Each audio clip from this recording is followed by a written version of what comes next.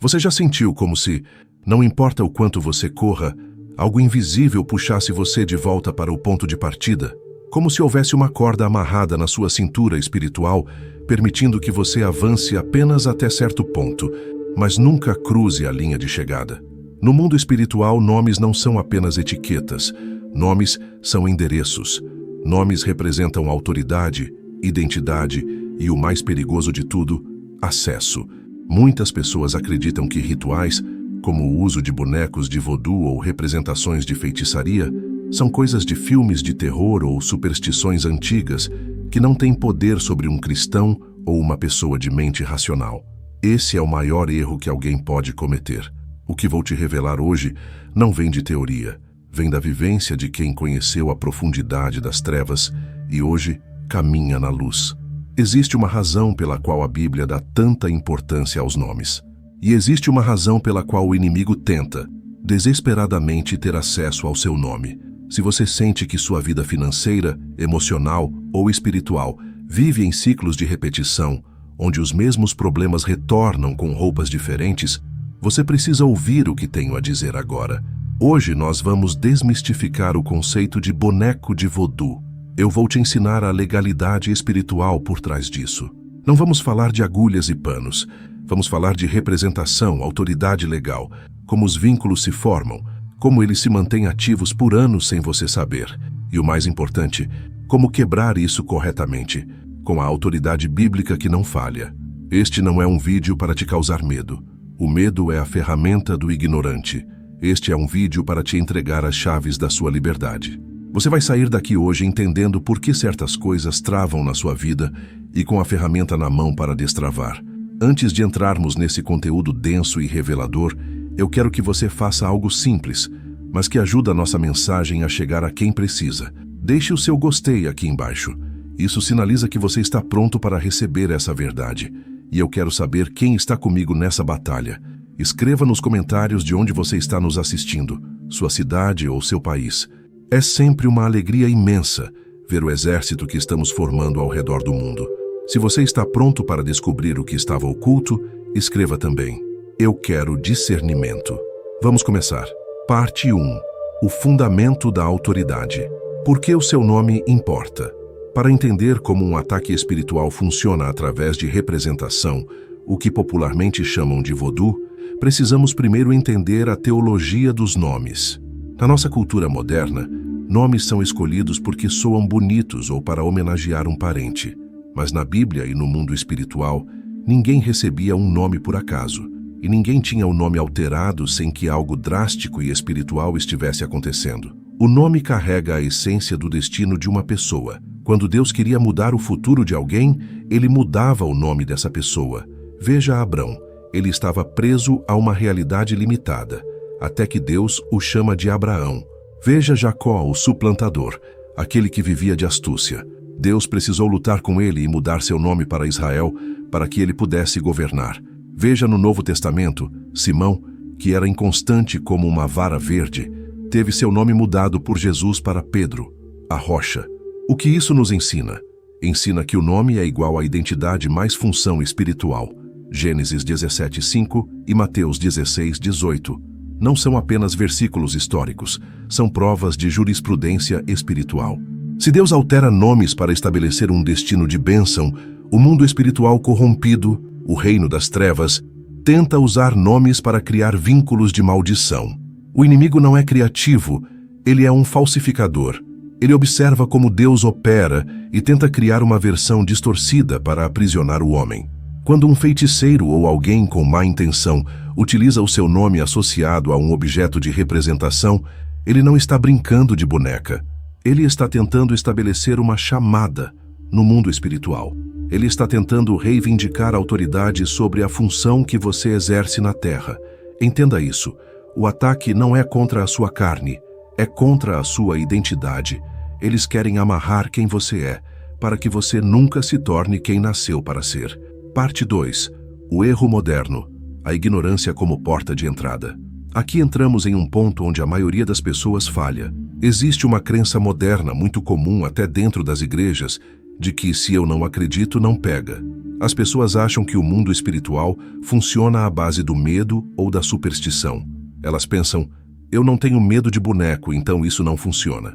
Preste muita atenção no que vou dizer. A legalidade espiritual não depende da sua crença, ela depende de leis.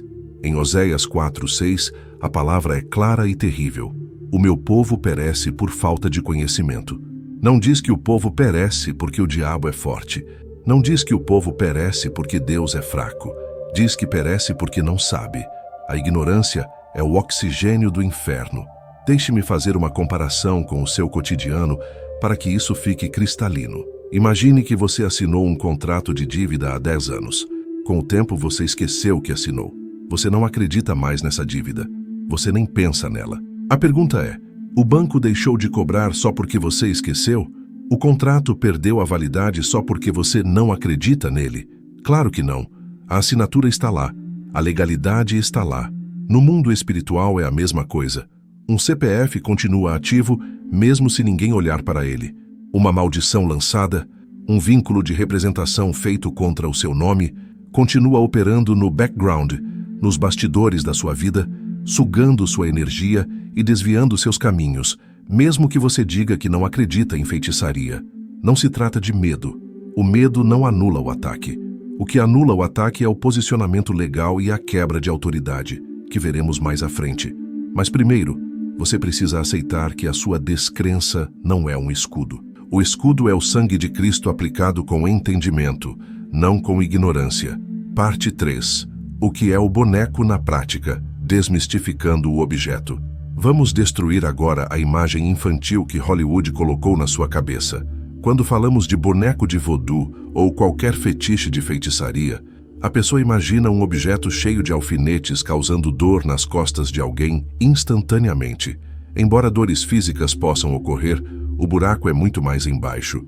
O boneco, o objeto, a foto, a peça de roupa, nada disso tem poder em si mesmo.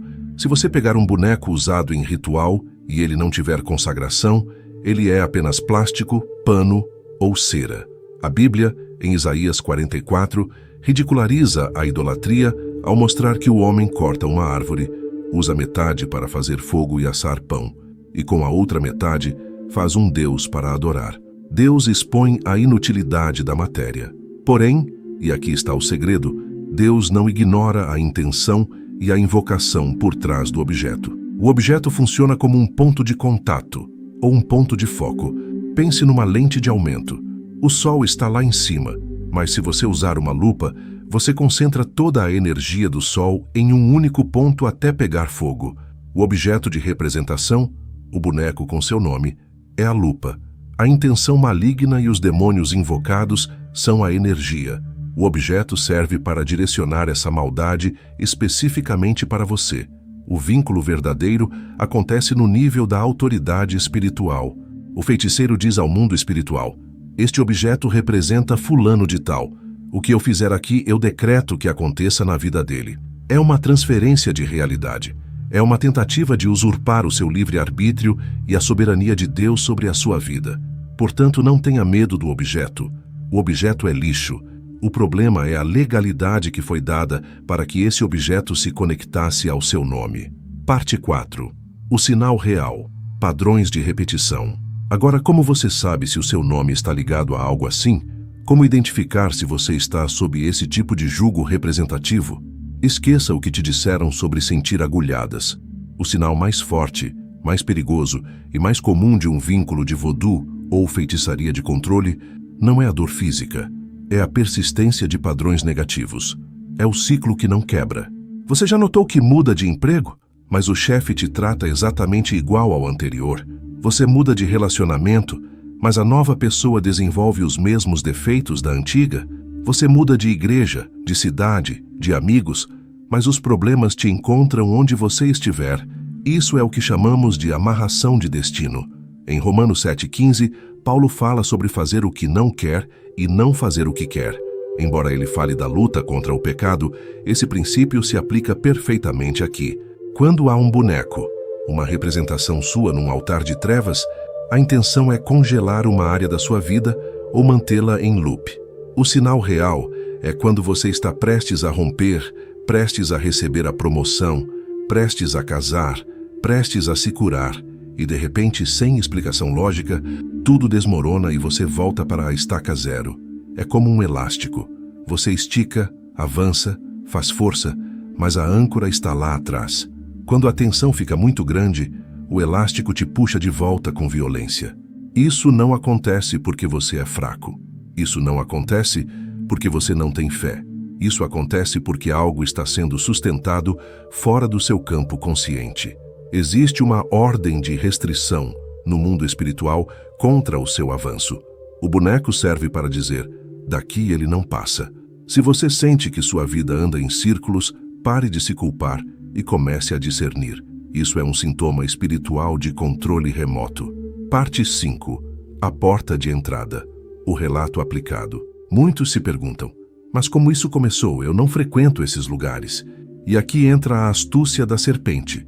Raramente um ataque desses começa com uma grande explosão ou um vulto aparecendo no seu quarto. Ele começa de forma sutil, muitas vezes através de presentes, objetos ou coincidências. Vou te dar um exemplo baseado em casos reais e no princípio bíblico de Geazi, em 2 Reis 5. Geazi, servo de Eliseu, cobiçou os presentes de Naamã. Ele correu atrás, pegou roupas e prata e os escondeu em casa. Aparentemente eram apenas objetos valiosos, mas junto com aqueles objetos veio a lepra de Naamã. O objeto trouxe a herança espiritual. Muitas vezes, a ligação do seu nome a um boneco ou ritual começa quando você aceita algo inofensivo de alguém que tem inveja oculta de você.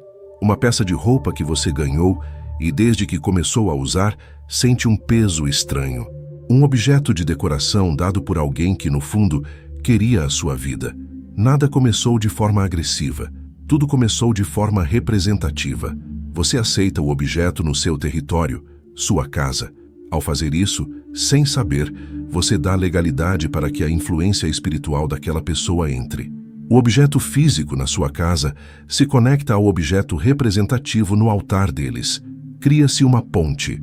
Você começa a ter sonhos recorrentes, pensamentos que não combinam com a sua fé, uma tristeza que não tem motivo aparente.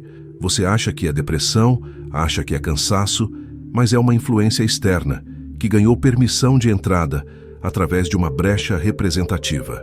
Parte 6. Como os vínculos se mantêm. O silêncio espiritual. Por que esses ataques duram anos? Por que vemos famílias inteiras presas nesses ciclos por décadas?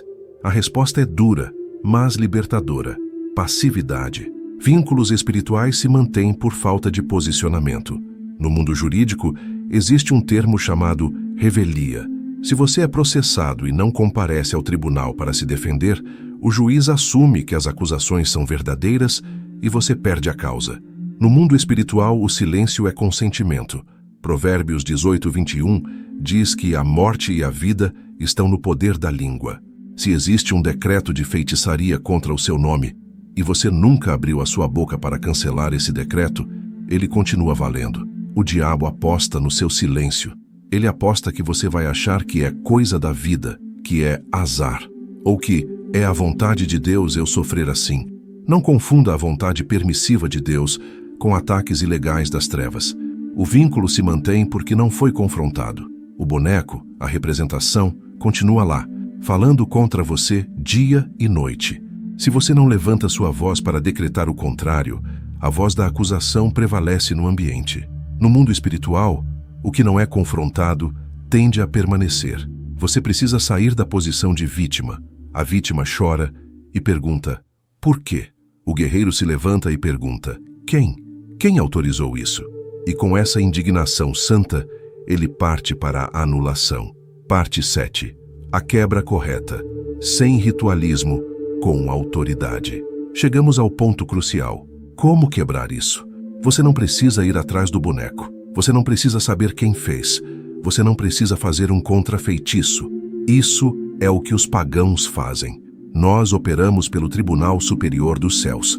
A quebra desse vínculo não é um ritual, é um ato judicial. A base bíblica é Colossenses 2,14. Cristo cancelou o escrito de dívida que era contra nós e o removeu inteiramente, encravando-o na cruz. O que você precisa fazer é aplicar essa realidade jurídica sobre o seu caso específico. O processo de quebra envolve 3 passos claros. Reconhecimento consciente. Pare de negar. Admita que existe um padrão estranho e traga-o para a luz. Senhor, eu reconheço que há um ciclo de bloqueio na minha vida. Renúncia verbal. Clara, você precisa falar. O mundo espiritual reage ao som e à autoridade. Você precisa renunciar a qualquer vínculo que seu nome tenha com objetos, altares ou rituais, conhecidos ou desconhecidos. Cancelamento de permissão.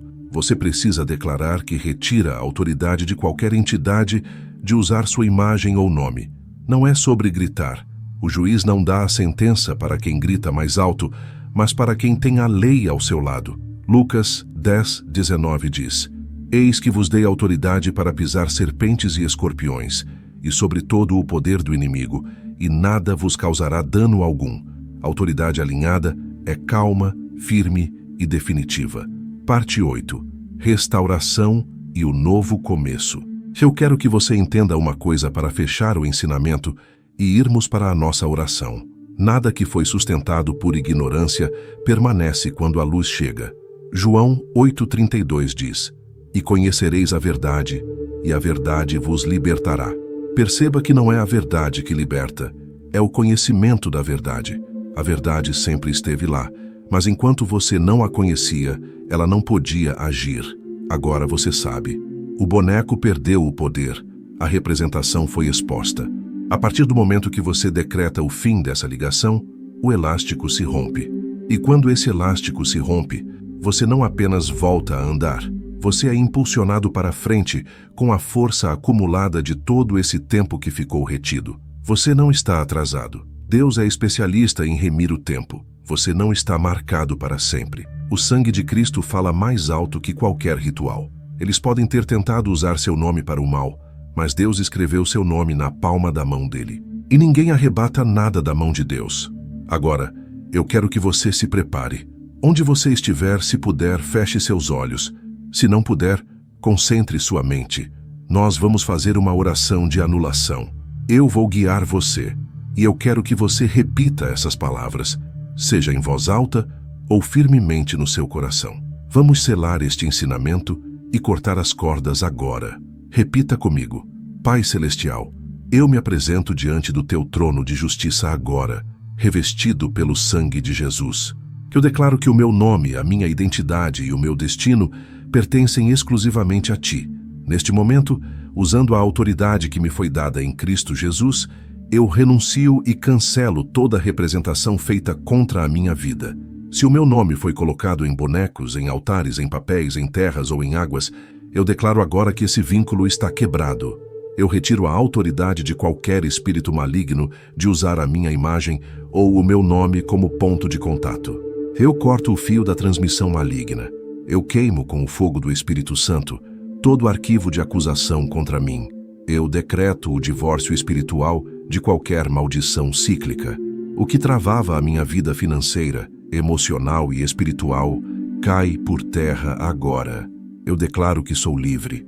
Meu nome está escrito no livro da vida, e nenhuma feitiçaria, nenhum encantamento e nenhuma representação tem poder sobre quem foi comprado pelo sangue do Cordeiro.